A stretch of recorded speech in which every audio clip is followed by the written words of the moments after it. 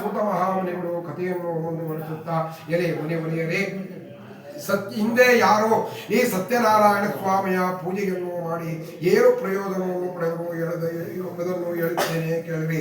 ಒಮ್ಮೆ ಅತ್ಯಂತ ಕಾಶಿ ಪಟ್ಟಣದಲ್ಲಿ ಅತ್ಯಂತ ದರಿದ್ರನಾದ ವಿಷ್ಣು ಶರ್ಮನೆಂಬ ಒಬ್ಬ ಬಡ ಬ್ರಾಹ್ಮಣನಿದ್ದರು. ಈತನು ತಿನ್ನಲು ಆಹಾರವಿಲ್ಲದೆ, ಉಣಲು ಬಟ್ಟೆಯೂಟಗ ಇಲ್ಲದೆ, ಪ್ರತಿ ಜನವೂ ಮನೆಯನ್ನು ತೆರಿಗೆ ಭಿಕ್ಷೆಯನ್ನು ಬೇಡಿ ತನ್ನ ಸಂಸಾರ ಜೀವನವನ್ನು ನಡೆಸುತ್ತಾ ಇದ್ದನು. ಈತನು ಬಹಳ ದೈವಭಕ್ತನು. ಈತನ ಕಷ್ಟವನ್ನರಿತ ಶ್ರೀಮನ್ನಾರಾಯಣನು ಒಬ್ಬ ವೃದ್ಧ ಬ್ರಾಹ್ಮಣ ವೇಷಧಾರಿಯಾಗಿ ಬಂದು ಈ ದರಿದ್ರ ಬ್ರಾಹ್ಮಣನನ್ನು ಕುರಿತು ಕೇಳುತ್ತಾರೆ. ಅಯ್ಯ ಬ್ರಾಹ್ಮಣನೇ, ನೀನು ಏತಕ್ಕಾಗಿ ಪ್ರತಿ ದಿನವೂ ಮನೆಯನ್ನು ತೆರಿಗೆ ಭಿಕ್ಷೆಯನ್ನು ಬೇಡುತ್ತಲಿರುವೆ? ನಿನಗೆ ಬಂದಿರುವ ಕಷ್ಟವಾದರೂ ಏನು ಎಂಬುದಾಗಿ ಕೇಳುತ್ತಾರೆ. ಆಗ ಈ ದರಿದ್ರ ಬ್ರಾಹ್ಮಣನು, ಅಯ್ಯ ನಾನು ದಟ್ಟ ದರಿದ್ರನು, ತಿನ್ನಲು ಆಹಾರವಿಲ್ಲದೆ ಪ್ರತಿ ದಿನವೂ ಮನೆಯನ್ನು ತೆರಿಗೆ ಭಿಕ್ಷೆಯನ್ನು ಬೇಡುತ್ತಿದ್ದೇನೆ. ನಿಮಗೇನಾದರೂ ನನ್ನ ಈ ಕಷ್ಟವನ್ನು ಪರಿಹಾರ ಮಾಡುವ ವಿಧಿ ತಿಳಿದಿದ್ದರೆ ದಯವಿಟ್ಟು ತಿಳಿಸಬೇಕೆಂಬುದಾಗಿ ಬೇಡಿಕೊಳ್ಳುತ್ತಾರೆ. ಆಗ ವೇಷಧಾರಿಯಾದ ಸನ್ಯಾಸಿಯು, ವೇಷಧಾರಿಯಾದ ಬ್ರಾಹ್ಮಣನು, ಅಯ್ಯ ನೀನು ಚಿಂತೆ ಮಾಡಬೇಡ, ನೀನು ಶ್ರದ್ಧಾ ಭಕ್ತಿಗಳಿಂದ ಸತ್ಯನಾರಾಯಣ ಸ್ವಾಮಿಯ ಪೂಜೆ ಎಂಬುದನ್ನು ಮಾಡಿದರೆ ಸಾಕು, ನಿನ್ನ ಎಲ್ಲಾ ಕಷ್ಟವೂ ಪರಿಹಾರವಾಗುತ್ತದೆ ಎಂಬುದಾಗಿ ಆತನಿಗೆ ಸತ್ಯನಾರಾಯಣ ಸ್ವಾಮಿಯ ಪೂಜೆಯ ವಿಧಿವಿಧಾನವೆಲ್ಲವನ್ನು ತಿಳಿಸಿ ಹೊರಟು ಹೋಗುತ್ತಾರೆ. ಈ ದರಿದ್ರ ಬ್ರಾಹ್ಮಣನು ಅದೇ ಚಿಂತೆಯನ್ನು ಮಾಡುತ್ತಾ, ಪರಮಾತ್ಮ ಹೇಗಾದರೂ ಸರಿ ನನ್ನ ಕಷ್ಟ ಪರಿಹಾರ ಆದರೆ ಸಾಕು ಎಂಬುದಾಗಿ ರಾತ್ರಿಯಲ್ಲೂ ಸಹ ಚಿಂತೆಯನ್ನು ಮಾಡುತ್ತಾ ಪ್ರಾತಃ ಕಾಲವಾಗುತ್ತಲೇ ಸ್ನಾನ ಸಂಧ್ಯಾವಂದನಾದಿಗಳನ್ನು ಮುಗಿಸಿಕೊಂಡು ಪ್ರತಿ ದಿನದಂತೆ ಭಿಕ್ಷೆಯನ್ನು ಬೇಡಲು ಹೊರಡುತ್ತಾನೆ.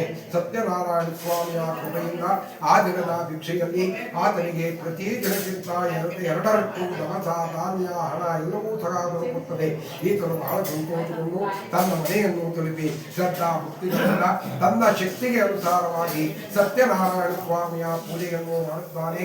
ಅಷ್ಟೇ ಅಲ್ಲದೆ ಪ್ರತಿ ಪೌರ್ಣಮಿ, ಸಂಕ್ರಾಂತಿ ಮುಂತಾದ ಪರ್ವಕಾಲದಲ್ಲಿಯೂ ಸಹ ಸತ್ಯನಾರಾಯಣ ಸ್ವಾಮಿಯ ಪೂಜೆಯನ್ನು ಮಾಡುತ್ತಾ ಇಹಲೋಕದ ಸಮಸ್ತ ಭೋಗವನ್ನು ಮುಗಿಸಿ ವೈಕುಂಠ ಲೋಕವನ್ನು ಪಡೆದರು ಎಂಬುದಾಗಿ ಸೂತ ಮಹಾಮುನಿಗಳು ಚೌನಕಾದಿ ಮಹಾಮುನಿಗಳಿಗೆ ಹೇಳುತ್ತಾರೆ. ಆಗ ಚೌನಕಾದಿ ಮಹಾಮುನಿಗಳು ಸೂತ ಮಹಾಮುನಿಗಳನ್ನು ಮತ್ತೆ ಪ್ರಶ್ನೆ ಮಾಡುತ್ತಾರೆ. ಆ ಬ್ರಾಹ್ಮಣನ ಆದ ಮೇಲೆ ಮತ್ತೆ ಯಾರಿಂದ ಈ ಪೂಜೆಯು ಮಾಡಲ್ಪಟ್ಟಿತು ಎಂಬುದಾಗಿ ಕೇಳಿದಾಗ ಸೂತ ಮಹಾಮುನಿಗಳು ಕಥೆಯನ್ನು ಮುಂದುವರಿಸುತ್ತಾ, ಒಮ್ಮೆ ಒಂದಾನೊಂದು ಊರಿನಲ್ಲಿ ಒಬ್ಬ ಕಾಷ್ಟಾಗ್ರಾಹಿಯು ಕಟ್ಟಿಗೆ ಮಾರುವವನಿರುತ್ತಾನೆ. ಈತನು ಪ್ರತಿದಿನವೂ ಕಾಲಿಗೆ ಹೋಗಿ ಅನೇಕವಾದ ಗಿಡಗಳನ್ನು ಕಡಿದು ತಂದು ನಗರದಲ್ಲಿ ವ್ಯಾಪಾರವನ್ನು ಮಾಡಿ ಅದರಿಂದ ಬಂದ ಹಣದಿಂದ ಜೀವನವನ್ನು ನಡೆಸುತ್ತಾ ಇರುತ್ತಾನೆ. ಈತನು ಒಂದು ದಿನ ಕಾಡಿಗೆ ಹೋಗಿ ಕಟ್ಟಿಗೆಯನ್ನು ಕಡಿದುಕೊಂಡು ವ್ಯಾಪಾರಕ್ಕೋಸ್ಕರ ಒಂದು ನಗರಕ್ಕೆ ಬಂದಾಗ ಬಿಸಿಲಿನ ತಾಪವನ್ನು ತಾಳದೆ ಆಯಾಸಗೊಂಡ ಕಾರಣ ಒಬ್ಬ ಬ್ರಾಹ್ಮಣನ ಮನೆ ಬಳಿ ಬಂದು ನೀರಿಗಾಗಿ ಬೇಡಿಕೊಳ್ಳುತ್ತಾನೆ. ಆ ಬ್ರಾಹ್ಮಣನ ಮನೆಯಲ್ಲಿ ಆ ಸಂದರ್ಭದಲ್ಲಿ ಸತ್ಯನಾರಾಯಣ ಸ್ವಾಮಿಯ ಪೂಜೆಯನ್ನು ಮಾಡುತ್ತಾ ಇರುತ್ತಾರೆ. ಈ ಕಟ್ಟಿಗೆ ಮಾರುವವನು ಅವರ ಮನೆಯ ಬಾಗಿಲಲ್ಲಿ ನಿಂತಿದ್ದು ಆ ಬ್ರಾಹ್ಮಣನು ಮಾಡುತ್ತಿರುವ ಪೂಜೆಯ ವಿಧಿವಿಧಾನವೆಲ್ಲವನ್ನು ಸಹ ಅಲ್ಲಿಂದಲೇ ಗಮನಿಸಿ, ಪರಮಾತ್ಮ ನಾನು ಸಹ ನಿಮ್ಮ ಪೂಜೆಯನ್ನು ಮಾಡುತ್ತೇನೆ ಎಂಬುದಾಗಿ ಬೇಡಿಕೊಳ್ಳುತ್ತಾನೆ. ಇದರಿಂದ ಆಗ ಪೂಜೆಯೆಲ್ಲವೂ ಮುಗಿದ ನಂತರ ಈ ಕಟ್ಟಿಗೆಯ ಮಾರುವವನು ನೀರನ್ನು ಕುಡಿದು ತೀರ್ಥ ಪ್ರದಾನವನ್ನು ಸ್ವೀಕರಿಸಿ, ಪರಮಾತ್ಮ ನಾನು ನಿನ್ನ ಪೂಜೆಯನ್ನು ಮಾಡುತ್ತೇನೆ, ನನ್ನನ್ನು ಕಾಪಾಡಬೇಕು ಎಂಬುದಾಗಿ ತಲೆಯ ಮೇಲೆ ಸೋದೆಯ ಮರೆಯನ್ನಿಟ್ಟುಕೊಂಡು ನಗರಕ್ಕೆ ಹೋಗಿ ಪುಣ್ಯವಂತರಾದ ಧನಿಕರು ಎಲ್ಲಿರುವರು ಅವರ ಬಳಿಗೆ ಹೋಗಿ ಸೌದೆಯ ವ್ಯಾಪಾರವನ್ನು ಮಾಡುತ್ತಾನೆ. ಆ ದಿನ ಆತನಿಗೆ ಸೌದೆಯ ಮಾರಾಟದಲ್ಲಿ ಪ್ರತಿ ದಿನಕ್ಕಿಂತ ಎರಡರಷ್ಟು ಹಣ ದೊರಕುತ್ತದೆ.